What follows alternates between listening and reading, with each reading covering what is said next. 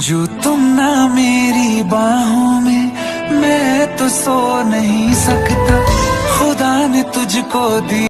हमारी गलतियों से कभी टूट मत जाना, हमारी नादानियों से कभी रूठ मत जाना। आपकी खुशी ही हमारी जिंदगी है, कि आपकी खुशी ही हमारी जिंदगी है। जिंदगी में कभी हमें भूल मत जाना।